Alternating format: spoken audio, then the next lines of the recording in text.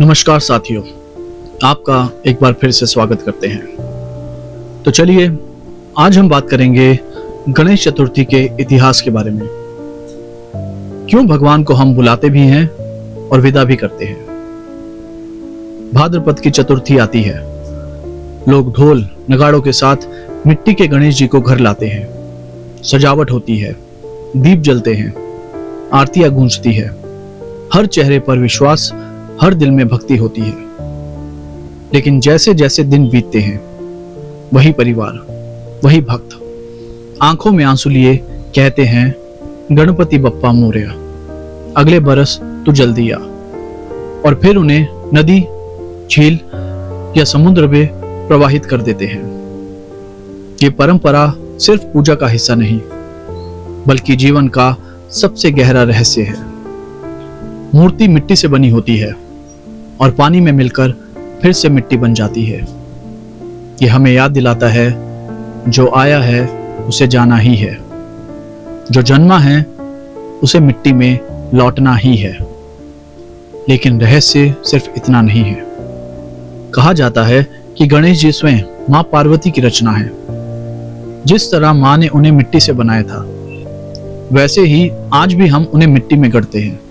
और फिर विसर्जन के समय जैसे मां अपने बेटे को गोद में लेकर विदा करती है, वैसे ही जल और धरती मिलकर उन्हें अपने पास वापस ले लेते हैं। लोकमान्य तिलक ने इस परंपरा को और भी गहरा बना दिया। अंग्रेजों के समय जब बड़े आयोजन करना मना था, तब गणेश उत्सव ने लोगों को एक साथ लाने का काम किया। हर गली, हर मोहल्ला, हर पंडाल भगवान के नाम पर एकजुट हुआ। विसर्जन यात्रा सिर्फ धर्म नहीं रही, वो देश की स्वतंत्रता का स्वर बन गई। लेकिन असली रहस्य आज भी वही है। क्या भगवान सच में चले जाते हैं या वो हमारे भीतर ही रह जाते हैं? जब मूर्ति जल में विलीन होती है तो उसका रूप मिट जाता है, लेकिन उसका अर्थ हमारी आत्मा में जीवित रहता है। ये हमें सिखाता है कि भगवान बाहर नहीं, बल्कि हमारे भीतर विराजमान है। गणेश विसर्जन हमें ये याद दिलाता है कि मोह को छोड़ना सीखो, जीवन को प्रवाह में जीना सीखो और भगवान को केवल मूर्ति में नहीं, अपने विचारों और कर्मों में ढूंढो।